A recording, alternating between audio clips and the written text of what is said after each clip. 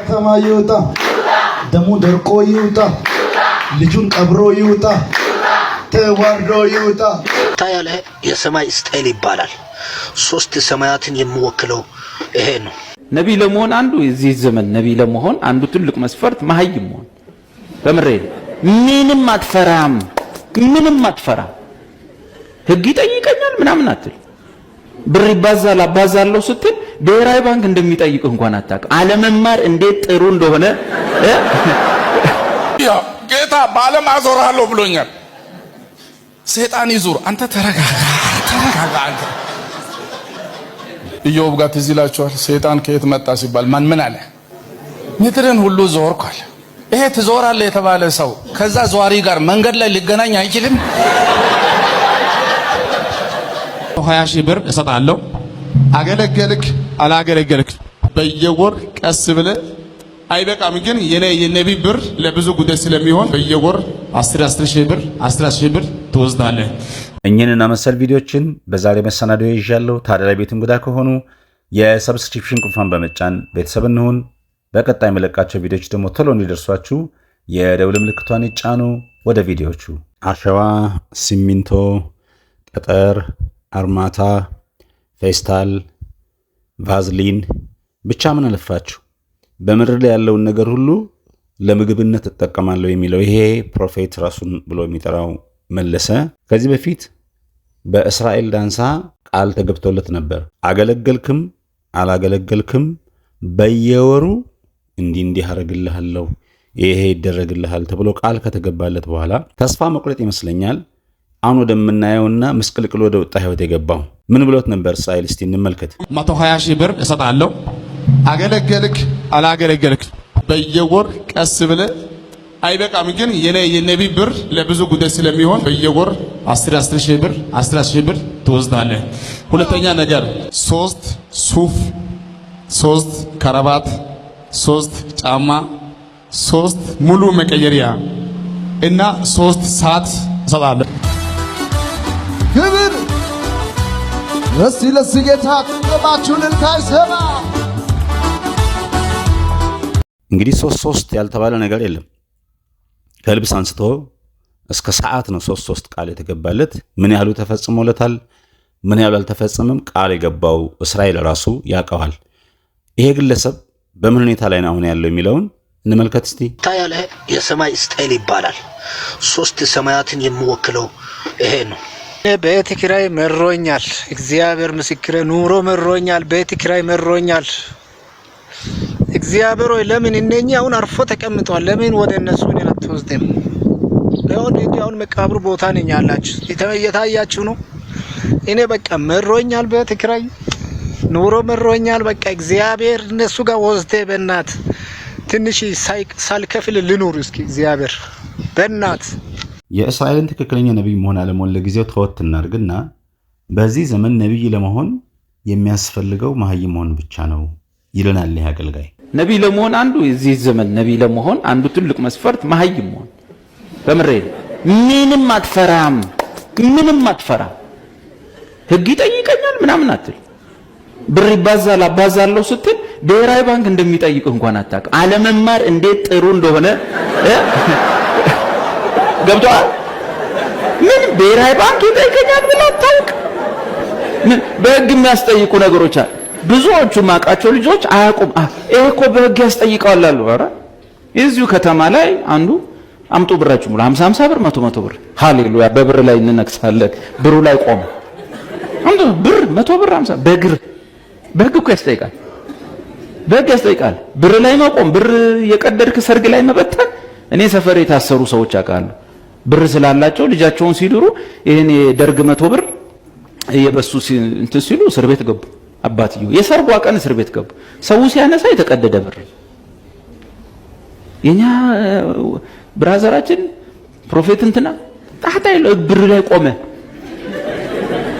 ችግሩ እዛም ጋር ያለው የህግ አካል ይሄን ማያውቅ ከሆነ ነው እንጂ በህግ አምሮ ቢኖርህ እንደዛ አታደርግ። እናቴ እስር ቤት ነው የሚከቱኝ ትላል። ቦምቤ ከተማ አማኞች ቁጥር 2 ኳየር ድንቅ ዝማሬ። በጌታ የሆናችሁና ፕሮቴስታንት ወገኖቼ በዚህ ዝማሬ በጣም እንደምትባረኩበት ተስፋ አድርጋለሁ። እንዳለመታደል ሆኖ ቋንቋውን አላውቅም፣ ነገር ግን ዝማሬው በጣም ደስ ይላል። ተመልከቱት እስቲ።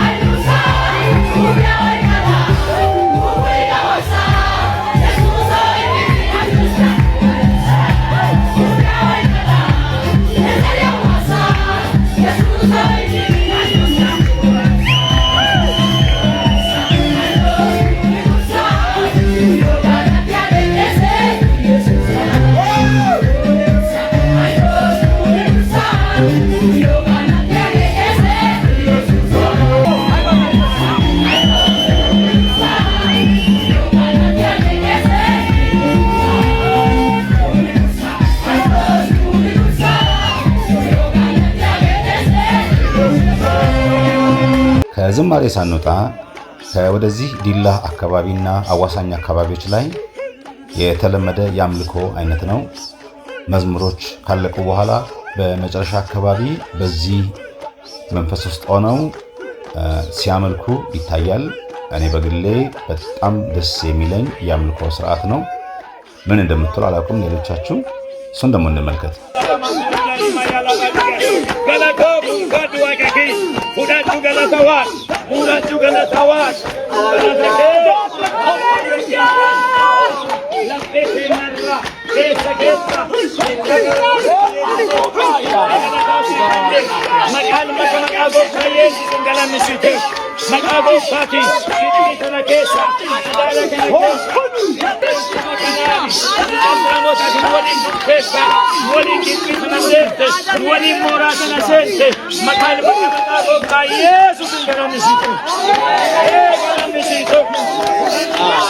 እንዲህ በተከሸኑና በአማሩ ቃላቶች የጋብቻ ቃል ኪዳን ስርዓት ሲፈጸም ልብን በሐሴት ይሞላል። ክርስቲያን ፊት ሚስት ልሆንልህ ቃል ገባለሁ።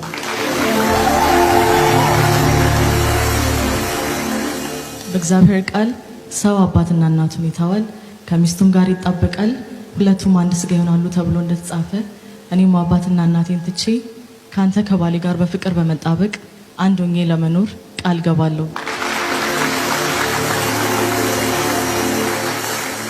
ክርስቶስ የቤተ ክርስቲያን ራስ እንደሆነ ባልም የሚስት ራስ ነውና ቤተ ክርስቲያን በነገር ሁሉ ለጌታ እንደምትገዛ በነገር ሁሉ ልገዛልህና ላከብርህ ቃል ገባለሁ።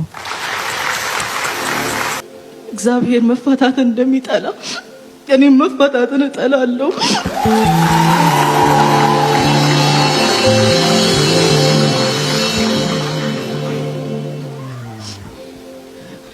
ከአንተም ከባሌ ከሞት በስተቀር በህይወት ሊደርስ የሚችል ማንኛውም ነገር ሊለየኝ እንደማይችል ቃል ገባለሁ። ከሰርግ ሳንወጣ እዚህ ከምኖርበት ሐዋሳ ከተማ አንድ አጥቢያ በሰርግ ዕለት የተዘመረ ዝማሬ ነው። ትንሽ ስሙልኝ እስቲ።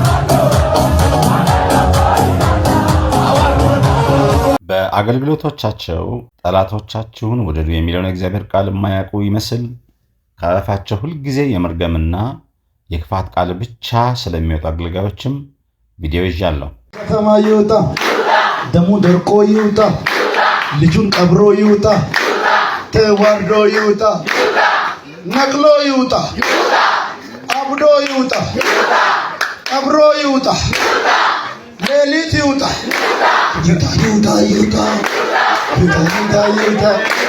እግዚአብሔር ጠላትን አድክሞ ይገላል። የዛሬ መሰናዶዬን በዚህ ቋጨሁኝ። ለቻናሌ እንግዲህ ሆናችሁ ካላችሁ ሰብስክራይብ ማድረጋችሁ እንዳትረሱ። ሻሎም